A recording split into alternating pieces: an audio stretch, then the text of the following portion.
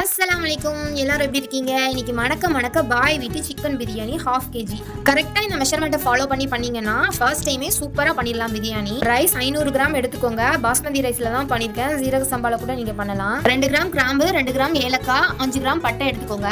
அதாவது ஒரு பங்கு பட்டை எடுத்தீங்கன்னா அரை பங்கு கிராம்பு, அரை பங்கு ஏலக்காய் எடுத்து நல்லா போட்டு பண்ணி வச்சுக்கோங்க. இதுதான் பிரியாணி சீக்ரெட் மசாலா. அதுல இருந்து பிரியாணிக்கு 1 டீஸ்பூன் போட்டா போதும். 100 ml சன்ஃபிளவர் ஆயில், 25 ml நெய் எடுத்துக்கோங்க. 1 டேபிள் ஸ்பூன் வீட்டு மிளகாய் தூள் எடுத்துக்கோங்க. சின்ன லெமன்னா 1, பெரிய லெமன்னா 1/2 சைஸ் எடுத்துக்கோங்க. தயிர் 100 கிராம் எடுத்துக்கோங்க. 4 பெரிய சைஸ் வெங்காயம் எடுத்துக்கோங்க 350 கிராம். 3 தக்காளி எடுத்துக்கோங்க 250 கிராம். அரை கப்பு புதினா, அரை கப்பு மல்லி, 5 பச்சை மிளகாய் எடுத்துக்கோங்க. காரம் கூடுதலானா 2 பச்சை மிளகாய் எக்ஸ்ட்ரா எடுத்துக்கோங்க. 1 கிலோ அரிசிக்கு 700 கிராம் சிக்கன் எடுத்தாதான் டேஸ்டா இருக்கும். ஓகே, பிரியாணி சூப்பரா வரணும்னு ப்ரேயர் பண்ணிட்டு பிரியாணி செய்ய ஸ்டார்ட் பண்ணிடலாம். பிரியாணி பாத்திரத்தை அடுப்புல வச்சுட்டு எண்ணெயும் நெய்யும் சேர்த்துக்கோங்க. 1 இன்ச்சு பட்டை, 5 கிராம்பு, 4 ஏலக்காய் சேர்த்து பொரிய விட்டுக்கோங்க. பிரியாணி இலை சேர்த்துக்கோங்க. ஏலக்காய் வெடிச்சதும் ரொம்ப தின் ஸ்லைஸா வெட்டி வச்சிருக்கிற வெங்காயத்தை சேர்த்து நல்லா ப்ரௌன் கலர்ல ஆகிற வரைக்கும் வதக்கிக்கோங்க. மட்டன் பிரியாணிக்குன்னா ரொம்ப ப்ரௌன் கலர்ல ஆகணும். சிக்கன் பிரியாணிக்கு ஓரளவு ப்ரௌன் கலர்ல ஆகணும். வெங்காயம் வதங்கும் போதே உப்பு சேர்த்து வதக்குங்க. அப்பதான் நல்லா வதங்கும். இது வதங்குறதுக்கே 1/4 மணி நேரம் ஆயிடும்.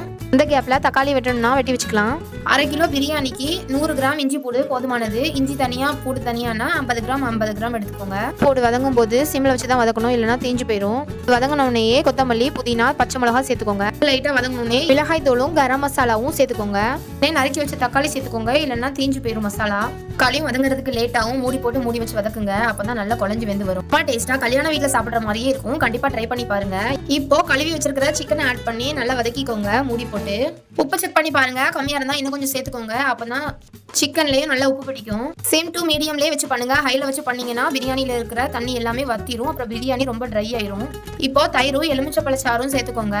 நல்லா பெரட்டி விட்டுட்டு மூடி வச்சிருங்க. 10 நிமிஷத்துக்கு சிக்கன் குக் ஆகட்டும். இப்பவுமே ரைஸ் போட்டீங்கன்னா சிக்கன் வேகாது. அந்த தண்ணியை நாக்குல வச்சு டெஸ்ட் பண்ணி பாருங்க. உப்பு, உரப்பு, புளிப்பு மூணுமே கொஞ்சம் அதிகமா இருக்கணும். அப்பதான் பிரியாணி நல்லா இருக்கும். 1க்கு 1.5 பங்கு தண்ணி சேர்த்துக்கோங்க. 500 கிராம் அரிசினா 750 ml தண்ணி சேர்த்துக்கோங்க. சிக்கன் பிச்சு பாருங்க, பாதி அளவு வெந்திருந்திருக்கணும். இந்த ஸ்டேஜ்ல தண்ணி நல்லா கொதிச்சதுக்கு அப்புறமா அரிசி சேர்த்துக்கோங்க.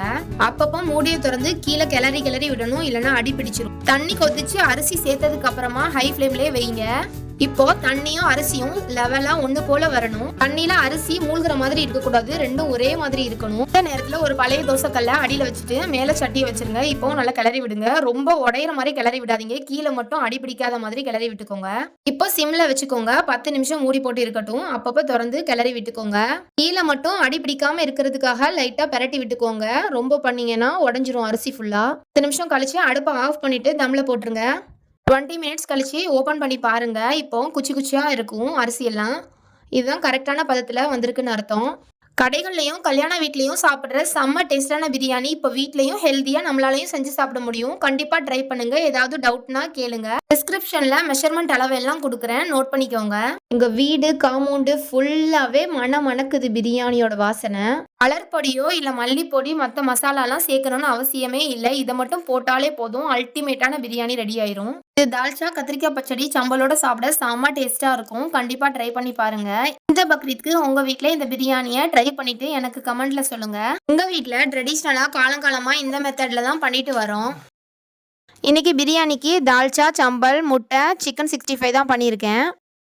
எல்லாரும் சாப்பிட வாங்க. மறக்காம நம்ம சேனல் ஹாப்பி டியூபை சப்ஸ்கிரைப் பண்ணுங்க. தேங்க்ஸ் ஃபார் வாட்சிங்.